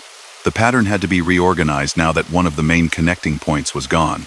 On another floor, FBI analysts did something similar in quieter fashion. They did not mourn or gloat, they adjusted. File covers were relabeled, summary sheets updated. In thick binders labeled Colombo Family, reports now described him as the late Capo, who had once commanded rackets in Brooklyn and played a key role in the earlier revolt against Profaci. They noted that he had died in May 1968 of liver disease, that no charges had ever led to a long prison stretch, and that his crew was now in flux. From their perspective, his life added up to a case study. Starting as a teenage errand boy, rising to mid-level command, challenging his superiors, surviving a murder attempt, and finally succumbing to illness before the courts could close in. Fully, it was an arc that reflected both the strength and the limits of the system he'd stepped into. But paper assessments didn't show the subtler traces he left behind. On the docks, older longshoremen who had known him by sight still felt, in small ways, the aftershock of his time. Hiring practices he'd shaped, unspoken rules about which names got called first, didn't vanish overnight. They bent and shifted under new influences, but the basic understanding that certain men, not the official job stewards, really decided who got a paycheck lingered. Some dock workers felt relief when rumors spread that President Street no longer had the same pull. Others worried that a different crew would step in, one with less familiarity and more impatience. For them, the question wasn't whether the influence would end, it was who would wield it. Along the commercial strips where he had once collected protection payments, shopkeepers did their own quiet accounting. A few months passed. The familiar collectors stopped coming as regularly. New faces sometimes appeared, testing the waters. One older shop owner, who had slipped bills into envelopes for years, stood in his doorway one evening, watching the passers-by. He was trouble, the man told a younger relative decades later. But he was our trouble. When new people came around, nobody knew what they would do. With him, we at least understood the rules. Pay, and they leave you alone. Don't pay. He let the sentence hang, but his eyes said enough. That was how memory softened sharp edges for some, and made others forget the fear that had glued their stomachs into knots every time footsteps stopped outside their doors. Across the East River, in clean offices with fluorescent lights, a different sort of remembering took shape. Journalists, especially those who had been following organized crime for years, began to piece together longer narratives. They looked back at the files and stories that had piled up over the previous decade.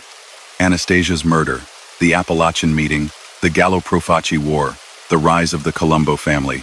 In those chains of events, Larry sat in the middle. He was not the most flamboyant figure that honor always went to Joe with his loud suits and louder statements.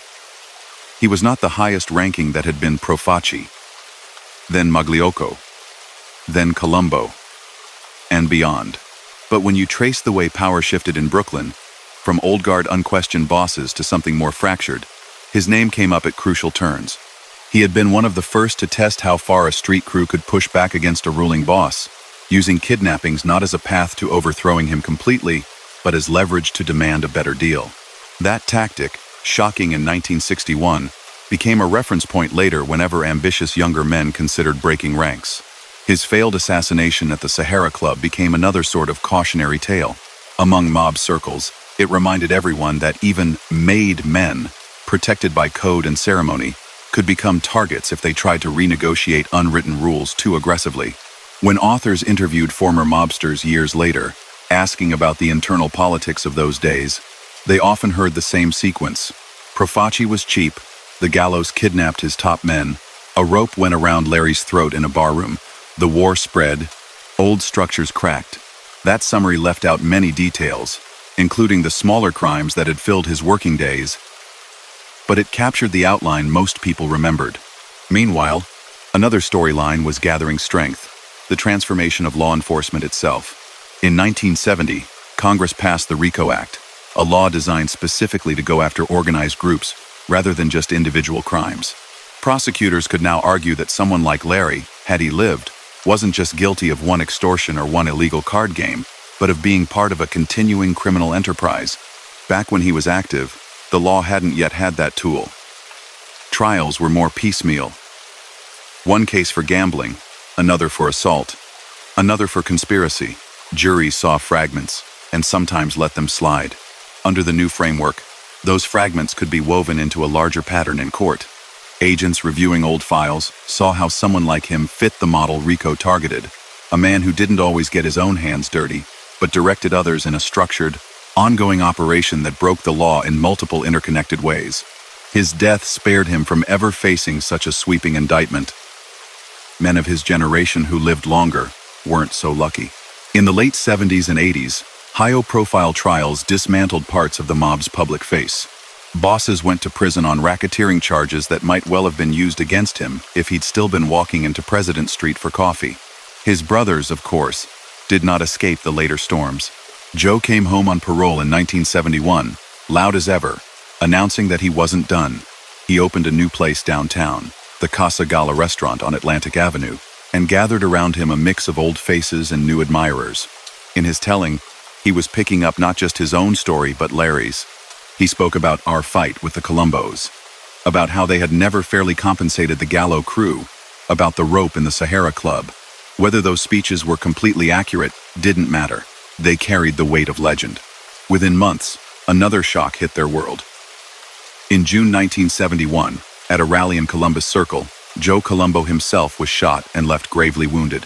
The attack, carried out in public under television cameras, shook the fragile balance between factions.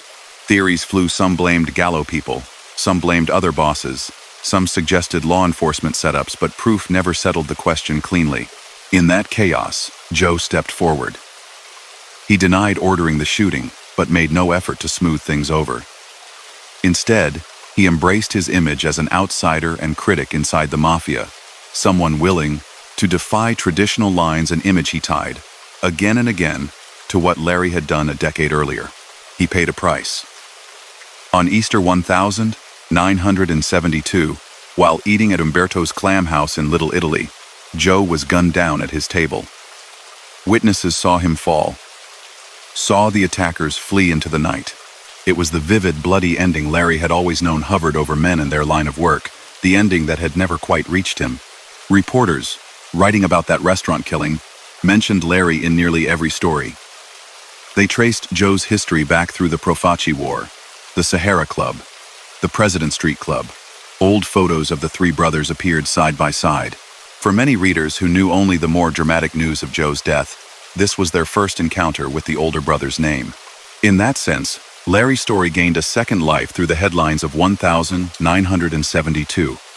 Even though he had been in the ground for 4 years by then, inside the shrinking world of their original neighborhood, the meaning of their names shifted in quieter ways. Parents who had once whispered warnings about the Gallo brothers to their children began instead to use them as examples when urging kids to choose different paths. "You want to end up like them?" a father might say, tapping a newspaper story with a finger. On the front page one day, in a box in the ground the next. The streets were changing too. Urban renewal projects, highway construction, and shifting populations altered the blocks Larry had once patrolled. Some of the old social clubs closed or moved. New immigrant groups opened shops where Italian families had run businesses for decades. For those new arrivals, the stories about past rackets sounded almost like ghost tales. Dangerous, yes, but faint and distant. They had their own issues to worry about. Language barriers, low wages, kids adapting to a new city. The idea that a man named Larry had once dictated where jukeboxes could sit in certain bars meant little to them. From a long view, though, his impact hadn't vanished. It had simply moved into records and lessons. Law schools used some of the old organized crime cases as teaching tools. In seminars about criminal enterprises, professors walked students through the Gallo prophecy conflict, explaining how internal power struggles could complicate prosecutions. Police academies trained new officers by reviewing incidents like the Sahara Club attack, highlighting both the risks and the rare moments when quick action saved a life. Criminologists wrote about the way crews like Larry's had blended into their communities, using a mix of fear, favors, and shared background to maintain control. They pointed out that he hadn't needed constant displays of force to keep his rackets running. A quiet reputation, a few well-timed examples made of stubborn debtors, and the ever-present knowledge that he was connected upward to dangerous people that had been enough. In that light, his career became a study in how ordinary-seeming street corners can hide dense webs of influence. The candy store where he once took notes, the bar where he met truckers, the union office where he chatted in the back room, none of those places looked extraordinary. Yet the decisions made there rippled into homes, workplaces, even national politics when dock slowdowns affected shipping. For victims and their families, the academic view never erased the personal cost. A woman in her 70s, interviewed by a reporter in the 1990 Seconds, spoke about how her father's small butcher shop had been under the Gallo crew when she was a girl. Every Friday, a man would come, joke with her father, pinch her cheek, and leave with an envelope. "One week," she remembered. "My father couldn't pay the whole amount. We'd had a bad month."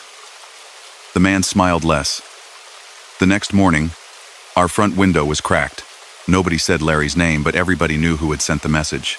She didn't care about the inner politics of families named Profaci or Colombo.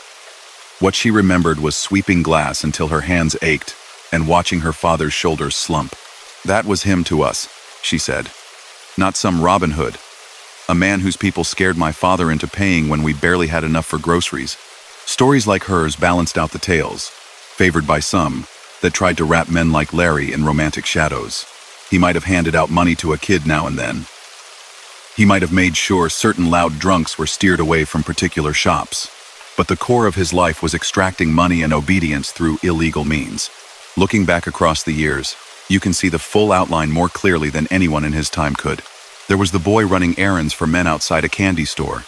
The young tough collecting from gamblers and shopkeepers, testing how far threats could go. The rising soldier overseeing dock schemes and hijacked trucks, growing more confident as cases against him fizzled. The rebel kidnapping his own boss's allies and nearly dying under a bar's rafters. The seasoned capo of the new Colombo family, running wide-ranging rackets and dodging serious prison time, even as his health cracked under the strain. The patient in a hospital bed, dying in his 40s of a failing liver, his body finally claiming the debt his lifestyle had built up.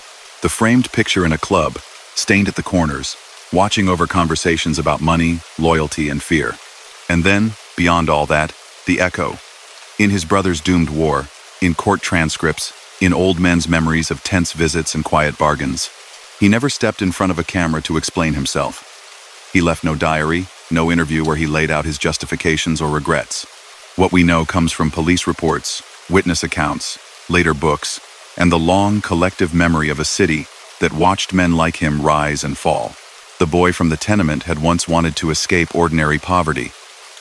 In doing so through crime, he trapped countless others in a different kind of poverty, one of fear, unchosen debts, and warped choices. That is as much a part of his story as any daring act in a nightclub or back room. Years later, an old man sat on a Brooklyn stoop as the evening cooled and the streetlights blinked on, telling a boy about a time when President Street had been different. He pointed with a bent finger toward a building that now held a small grocery and some apartments above. "That used to be a club," he said. "Not like the clubs you see on TV, no big sign. Just a door, some frosted glass, a buzzer. You didn't go in there unless you were invited." He didn't say the name at first. He just described the cars that once lined the curb, big American sedans, clean, even when the rest of the block looked tired. He talked about men who always seemed to have time to sit at sidewalk tables in the middle of the day, drinking coffee that never grew cold because someone was always refreshing it. Only after a while did he say, almost under his breath, that was where Larry ran things.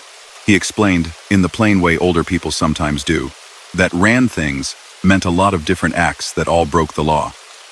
Taking bets on ball games when betting like that was illegal, lending money at impossible rates to people in trouble, making sure stores and bars paid for protection whether they wanted it or not. He wasn't the worst one, the old man added. And he wasn't the best. He was just there. If you owed, you heard his name. He told the boy how, long before the grocery and the new apartments, that doorway had opened onto a world of whispered conversations and quiet fear. And he said that the man at the center of it had died young, in a hospital, years before the city really knew how to handle people like him. Official records confirm what the old man's memory hinted at. Larry Gallo, born in Brooklyn in 1927 to Italian immigrant parents, died in May 1968 at the age of 41, in a hospital not far from the streets where he had grown up. The cause was liver disease brought on by years of hard living, heavy drinking, constant stress, and long nights that blurred one into the next. He didn't die in a hail of bullets or from a bomb under a car. Those were real risks in his world, especially after he'd helped kidnap his own boss's allies and survived an attempt to strangle him in the back room of the Sahara Club. But in the end, his own body failed him before his enemies, or the courts did. That in itself became part of how detectives and agents talked about him later. In briefing rooms, they'd put his photograph up and say, "He ran rackets. He was in the middle of the Gallo Profaki War. He rose to be a capo under the Colombo family. And after all that, he died in a bed hooked to hospital machines." They would outline his path as an example of how a life in organized crime often really looks less like a movie climax, more like a slow grinding down over years. From the early street corner days to his final admission to the hospital, his activities followed a clear pattern. He started by ferrying messages and watching doors for established mobsters around his neighborhood. That meant running folded notes between social clubs, standing outside illegal card games to warn of police, and showing his face in bars that needed to be reminded whose territory they occupied. As he proved himself willing to use his fists, his responsibilities grew. He collected from underground betting spots, making sure the house got its cut. He visited small business owners to explain the protection arrangements, regular cash, for the privilege of keeping windows intact and trouble away from the doorway. Later, when he oversaw more men, he approved high-interest loans to people who had nowhere else to go. When payments fell behind, he decided how hard collectors should push. A stern talk, a broken item, a punch. The borrowers rarely saw him, but they knew the decisions came from higher up, from the man whose club sat on President Street. On the docks, he helped shape who worked and who waited. Jobs unloaded ships, moved cargo, kept food and goods flowing into the city. Officially, union rules governed how those jobs were handed out. Unofficially, the presence of men tied to him in hiring halls meant that underworld interests played a heavy role. If you were on their good side, your name came up more often. If not, you could find yourself idle for days. Truck hijackings fit into the same web. Deliveries carrying liquor, cigarettes, or other easily sold goods made tempting targets.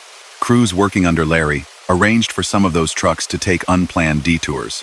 The drivers weren't always hurt, but they were threatened enough to hand over their keys. The stolen cargo disappeared into side warehouses and slowly trickled back into the city through bars and stores that didn't ask too many questions about where their discounted stock came from. When he and his brothers turned on their own boss, seizing figures like underboss Joseph Magliocco in 1961 to force better financial terms, It wasn't because he had grown tired of crime. It was because he believed he and his crew were not being paid enough for the crimes they were already committing. The demands they made were about tribute percentages, control over certain businesses, and support for imprisoned men. Their method, kidnapping their own leadership, was extreme, but the core disagreement was business. That episode showed something important about him. He wasn't a man trying to blow up the system from the outside. He wanted a bigger, more secure place inside it. Even after the kidnappings and the strangling attempt, when the organization reshaped itself under Joseph Colombo, Larry accepted a formal role as a capo. He went back to running the same kinds of rackets in much the same way, now with official recognition instead of constant war. The pattern of his days in the mid-60s would have looked, from a distance, almost routine. Mornings might start with coffee at the club, reviewing who owed what, which gambling spots had paid up, which shopkeepers were late with their envelopes. Men would drop by to give brief reports. A new card game starting on one block. A dock foreman complaining about a worker. A rumor that another family's crew was edging into his betting territory. Afternoons might bring quiet meetings, sometimes with union men about a contract, sometimes with a businessman eager to open a bar or club and willing to cut a deal in advance. Sometimes with another mob figure, working out how to share a jukebox route or settle a dispute over a hijacked load without shooting. Evenings often meant moving between locations. A quick check on a card game, a word with a bartender about making sure only certain machines were plugged in, a stop at a back office where someone counted the day's betting slips. All of that, stacked day after day, amounted to an ongoing criminal enterprise that touched hundreds of ordinary lives, even if most of those people never saw his face. When he died, doctors wrote cause of death on a form and moved on to the next patient. His body went to a funeral home. His family gathered. Mourners came and went.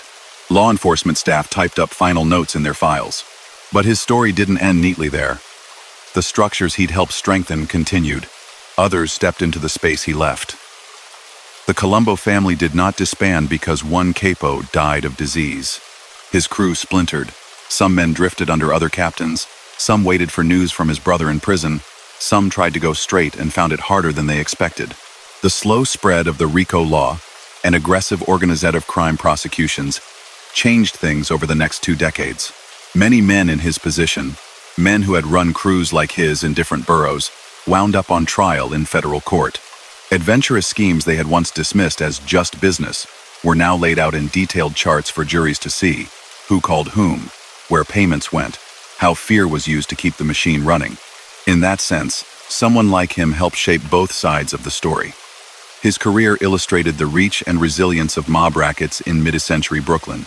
The reaction of the law, new tactics, new statutes, showed how hard the state would eventually push back. For his family, the aftermath was simpler and sadder. Their mother had lived through watching one son nearly killed in a club, then buried another in a hospital cemetery, and then, only a few years later, hearing that Joe had been gunned down at a restaurant. She had lit candles for them in church, hoping they would leave that life. They never did. The youngest brother, Albert, who had once been Kid Blast, running behind Larry and Joe on the sidewalks, eventually found a quieter road. After Joe's very public death and years of shifting alliances, he moved away from the center of attention, linking up with other figures, and then, in later life, stepping back. He lived long enough to see Brooklyn become a place of coffee shops and rising rents, instead of the tight-knit street corner world of their youth. When asked about the past in rare conversations, he did not glorify it. He spoke of betrayals, stress, and the weight of always looking over your shoulder. Age had given him something his brothers never had: distance. By the time new families moved into the old Gallo streets, Caribbean, Asian, Latin American, the name Larry meant nothing in particular. Children grew up playing in parks their parents wouldn't have gone near at night in the 60s. The President Street Club was long gone. A different business occupied that space, the back room now used to store boxes instead of host whispered meetings. To most people passing by, it was just another door. That, too, is part of how stories like his end. The fear that once kept whole blocks frozen on Friday afternoons as collectors made their rounds fades, as the people who remember it pass away. New problems take its place. Old photos curl at the edges in shoeboxes or vanish when buildings are renovated and walls are repainted. Yet for the city's memory, and for anyone trying to understand how organized crime actually worked in everyday life, his career remains a key example. He showed how someone from a poor background, with a quick mind and a talent for reading people, could rise fast in a criminal hierarchy by doing work that was often mundane. Organizing payments, enforcing discipline, smoothing over disputes. He showed how challenges to that hierarchy could explode into violence, not in cinematic showdowns but in small rooms and side streets where a rope or a pistol could change things forever. He also showed that even for a man embedded deeply in that life, the most dangerous enemy might be something as ordinary as a failing organ, worn out by habits and stress that looked, on the surface, like part of the glamour he'd once chased. As the old man on the stoop finished his tale, the boy beside him asked the question that many people, hearing a story like this, eventually ask. Was he a bad man? The old man stared down the block for a long time before answering. He did bad things, he said. No question. A lot of people went to sleep scared because of him. But he was somebody's son, somebody's brother. Just like you're somebody's boy. Life pushed him one way, and he walked the rest. He shrugged, as if that was the best he could do. What you have to remember, he added quietly, is that nobody has to keep walking that way. You can stop, you can turn. Some men did. He didn't. The streetlights hummed softly overhead. A bus roared past. Somewhere down the block, music drifted from an open window. Different songs from a different era, but echoing along the same brick walls. In the end, the city that had made space for a kid like Larry to become a feared capo also made space, years later, for other kids to become teachers, drivers, cooks, programmers, nurses, and parents who had never slipped an envelope across a table out of fear. His story rested there, between those two Brooklyns, the one of back rooms and quiet threats, and the one of ordinary jobs and safer nights, serving as a reminder of how much damage a single determined man can do when he chooses the first path, and how important it is that the next generation finds a different one. And as the night settles once more over the silent empires, the echoes of Larry Gallo's world fade back into the shadows where they've always lived. His loyalty, his fire, and the quiet strength he carried linger like a low hum beneath the darkness. A reminder that some men leave their mark not through noise, but through presence. If you enjoyed tonight's story, leave a like, share your thoughts in the comments, and tell us where you're listening from. Your support keeps these midnight tales alive. Now let your breathing slow, let your mind drift, and sink deeper into the calm of the night. Good night.